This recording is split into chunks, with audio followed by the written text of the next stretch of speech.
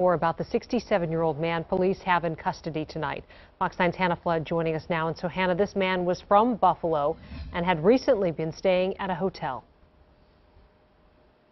Yeah, police tell us he had most recently been staying at this motel about a mile away from that clinic, but he had been living in Buffalo, they say, for a very long time. Tonight, BCA investigators are still out here on this scene because police say they did find some suspicious devices at this motel.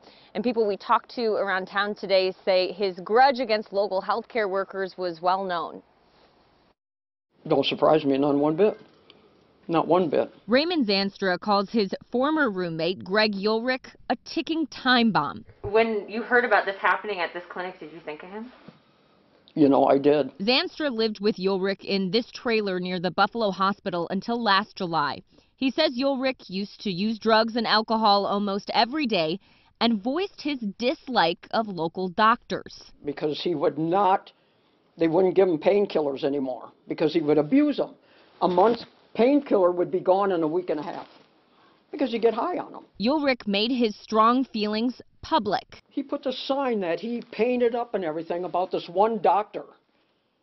You know, that he was a whack case and that he was no good and, you know, the clinic was any good.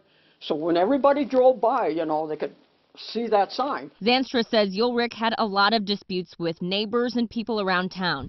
His criminal record dates back to 2004 and includes several DUIs and marijuana possession. City and county law enforcement say they were very familiar with Ulrich and his feelings about healthcare professionals in town. The history that we have as a department with this individual makes it most likely that this incident was targeted at that facility or at someone within that facility. Zanstra says he was worried Ulrich might snap and get violent, especially after he bought a gun last spring. And then he showed me his new gun, Smith & Wesson, in a box, brand new. So I told all the neighbors when I was there, I said, this guy's got a gun. Now, that former roommate says he was concerned about that gun because he didn't think that Ulrich was in a good mental state to have one. We don't know if he owned it legally or not because gun permit information in Minnesota is not public, but definitely tonight still a lot of unanswered questions on what would lead someone to do something like this. Live in Buffalo tonight, Hannah Flood, Fox 9.